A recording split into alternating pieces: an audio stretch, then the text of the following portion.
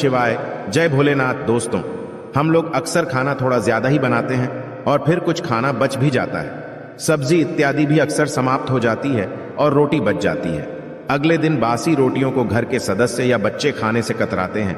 यदि आपके घर में भी ऐसा होता है तो यह जानकारी आपको हिलाकर रख देगी। यदि आप भी ऐसी रोटी खाते हैं तो आपको धनवान होने से कोई भी नहीं रोक सकता।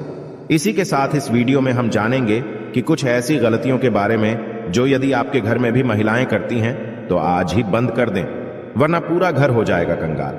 तो पूरी जानकारी के लिए इस वीडियो को अंत तक जरूर देखिएगा।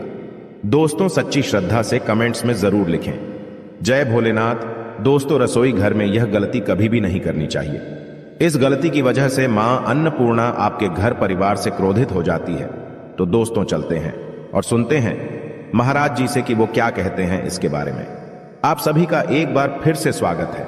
सबसे बड़ा पाप माना जाता है, पूरा घर परिवार नष्ट हो जाता है, घर में अनर्थ हो जाता है। दोस्तों, यकीन मानिए, शास्त्रों के अनुसार रसोई में इन गलतियों को करने वाला व्यक्ति हर हाल में वह निर्धन हो जाता है। उसे गरीबी का सामना करना पड़ता है, पूरे परिवार को इसका खामियाजा भुगतना पड़ता। शास्त्रों में स्पष्ट बताया गया है कि जिस घर में मां अन्नपूर्णा जी का वास हो जाए तो मां के साथ साथ सभी देवी देवता एक साथ निवास करते हैं। ऐसा करने वालों के घर में अनाज का भंडार व धन दौलत से भरा रहता है। जिस भी व्यक्ति के रसोई घर में ये गलतियां यदि होती हैं तो इसे आप मामूली ना समझें और ना ही नजरअंदाज करने की गलती करें। आपका पूरा घर निर्धन हो सकता है। दोस्तों, व्यक्ति यदि जीवन में सफलता करना चाहता है तो उसके लिए सबसे ज्यादा जरूरी है उसके स्वास्थ्य का सही होना, और उसका शरीर यदि स्वस्थ होता है तो व्यक्ति सदैव ही अपने लक्ष्य को प्राप्त कर सकता है। ऐसे में शास्त्रों के अनुसार यदि आपका रसोई घर अच्छा है, उसमें ये गलतियां नहीं होती है, तो माता अन्नपूर्णा जी आपसे प्रसन्न हो जाती है, आपको माला माल कर देती है।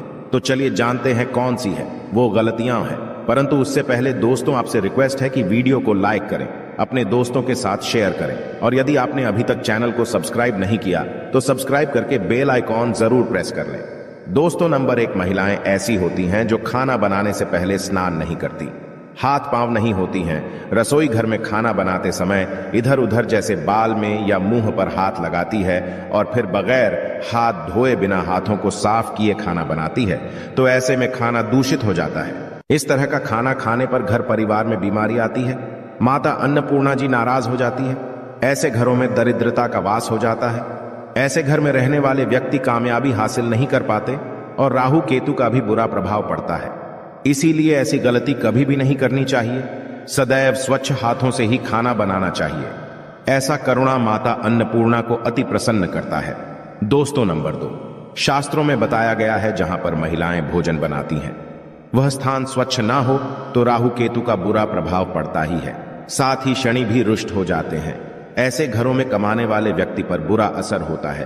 पूरा घर धीरे धीरे निर्धनता का शिकार होता चला जाता है।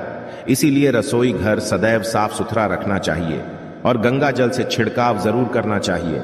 ऐसा करने से माता अन्नपूर्णा आकर्षित होती है और आपको आपके हर कार्य में कामयाबी मिलेगी। साथ ही उसके परिवार के हर सदस्य को उनके काम में कामयाबी मिलती है।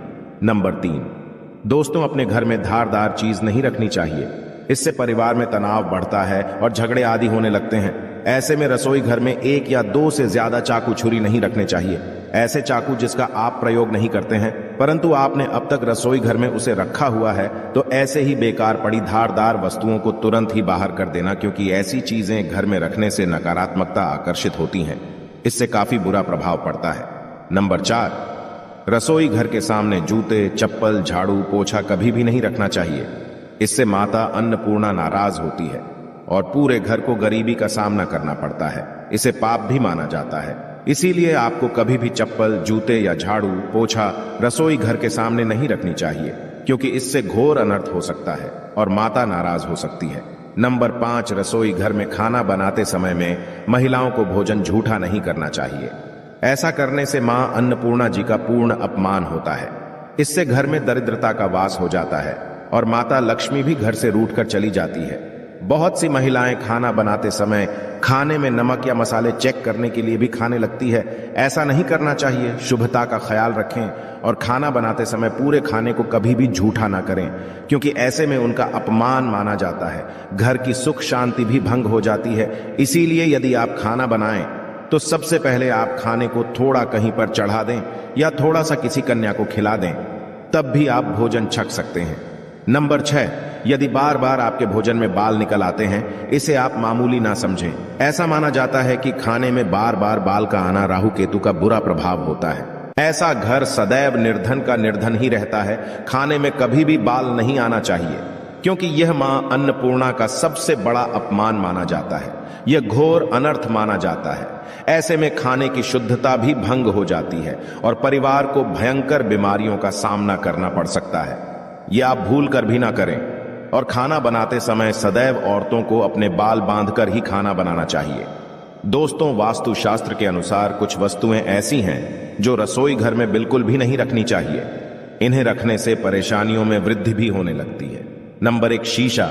घर को सुंदर रखने के लिए कुछ लोग किचन में शीशा लगा देते हैं, परंतु वास्तुशास्त्र की माने तो रसोई घर में शीशे का प्रयोग नहीं करना चाहिए। ऐसा इसलिए क्योंकि किचन में चूल्हा अग्निदेव का सूचक माना जाता है।